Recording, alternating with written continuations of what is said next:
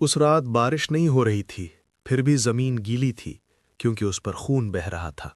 12 साल का अर्जुन अपने ही घर की टूटी दीवार के पीछे छिपा कांप रहा था। आग की लपटें उसके सपनों, उसकी किताबों और उसकी हंसी को निगल चुकी थीं। माँ की चीखें हवा को चीर रही थीं और पिता की सांसें धीरे धीरे टूट रही थीं। 3 आदमी काले कोट में खड़े थे, चेहरे ढके हुए, और उनमें से एक ने ठंडी आवाज में कहा, गरीब लोग सपने देखने की गलती करते हैं। अर्जुन की मां ने आखिरी बार उसकी ओर देखा। उसकी आंखों में डर नहीं था, सिर्फ ममता थी। उसने बस इतना कहा, भाग और जिंदा रह। अर्जुन भागा, अंधेरे में जलते घर से दूर।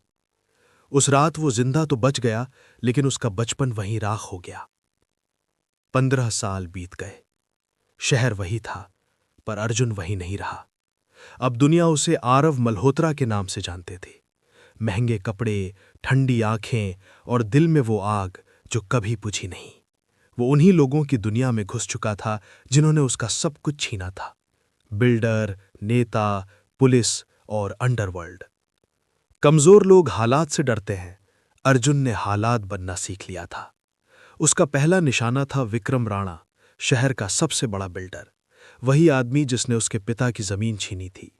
एक रात उसकी गाड़ी ब्रिज के बीच रुकी, फोन बजा और एक शांत आवाज ने कहा, ऊंचाई से डर लगता है। अगली सुबह अखबार में छपा, विक्रम राणा की आत्महत्या। अर्जुन जानता था यह आत्महत्या नहीं थी, यह बदले की शुरुआत थी। लेकिन हर मौत के बाद भी अर्जुन को सुकून नहीं मिला। रात को मां की चीखें उसके कानों में गूंजतीं और पिता की आंखें सवाल करतीं, क्या अब इंसाफ मिल गया? वो आईने में खुद को देखने से डरने लगा, क्योंकि उसमें उसे एक नया अजनबी चेहरा दिखता था। इसके बाद उसका अगला वार राजनीति पर पड़ा। शरद चौधरी, जो अब मंत्री था, वही जिसने 15 साल पहले केस दबाया था। लाइव प्रेस कॉन्फ्रेंस में सबूत सामने आए, वीडियो चले और 24 घंटे में गिरफ्तारी हो गई। पूरा शहर हिल गया। अर्जुन ने सोचा, शायद यही इंसाफ है। इसी दौरान उसकी जिंदगी में अनाया आई, एक ईमानदार पत्रकार। उसने कहा था, नफरत इंसान को अंदर से मार देती है। अर्जुन चुप रहा, क्योंकि नफरत ही उसे जिंदा रखे हुए थी। अब बस एक ही नाम बचा था, महेंद्र सिंह। वही आदमी जिसने उस रात आदेश दिया था, घर जला दो। अब वो शहर का सबसे ताकतवर इंसान था। एक सुनसान फैक्ट्री में आमना सामना हुआ। महेंद्र हंसा और बोला, तो तू जिंदा है? अर्जुन ने बंदूक उठाई। उसका हाथ कांपा, लेकिन उसने गोली नहीं चलाई। उसने सबूत पुलिस को दे दिए। महेंद्र गिरफ्तार हुआ और अर्जुन ने सोचा, अब सब खत्म हो गया। लेकिन बदला कभी इतनी आसानी से खत्म नहीं होता। जेल से महेंद्र का फोन आया, मैं जेल में हूं, पर मेरे आदमी बाहर हैं। उसी रात अनाया पर हमला हुआ। आईसीयू, खून और सन्नाटा। अर्जुन के अंदर कुछ टूट गया। इस बार उसने कानून छोड़ दिया। महेंद्र का आदमी रोहित शेख उसके सामने घुटनों पर था और कह रहा था कि उसने कुछ नहीं किया। अर्जुन ने बस इतना कहा, मेरी मां भी रोई थी, और गोली चला दी। पहली बार उसने खुद खून किया और इस बार कोई पछतावा नहीं हुआ। महेंद्र जेल से भाग गया। शहर में दहशत फैल गई। लोग एक एक कर मरने लगे। मीडिया ने उसे नाम दिया द शैडो। आखिरकार जले हुए घर के खंडहर में अंतिम सामना हुआ। बारिश, अंधेरा और 2 टूटे हुए इंसान। महेंद्र बोला, हम दोनों एक जैसे हैं। गोली चली।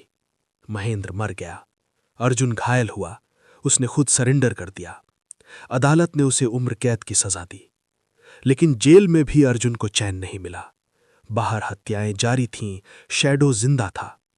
अनाया ने सच की तलाश की और एक नाम सामने आया, कबीर, महेंद्र का बेटा। वही लड़का जो उस रात जलते घर के बाहर खड़ा मुस्कुरा रहा था। कबीर ने शैडो को एक सोच बना दिया था। वो अर्जुन को भगवान मानता था। जेल में मुलाकात हुई तो उसने कहा, आप मेरी प्रेरणा है। अर्जुन चिल्लाया, ये बदला नहीं, पागलपन है। लेकिन कबीर मुस्कुरा दिया। अर्जुन ने पूरे देश के नाम एक खत लिखा, शैडो को मारना है तो मुझे मारो, क्योंकि मैं ही उसकी जड़ हूं। देश सन्न रह गया। इसी बीच कबीर ने लाइव स्ट्रीम शुरू की। एक मासूम बच्चा बंधा हुआ था। पूरा देश देख रहा था। पुलिस पहुंची, गोली चली, कबीर मारा गया और बच्चा बच गया। अदालत ने अर्जुन की सजा बदल दी, फांसी। अनाया रोती रही और अर्जुन ने शांत आवाज में कहा, शायद यही सही अंत है।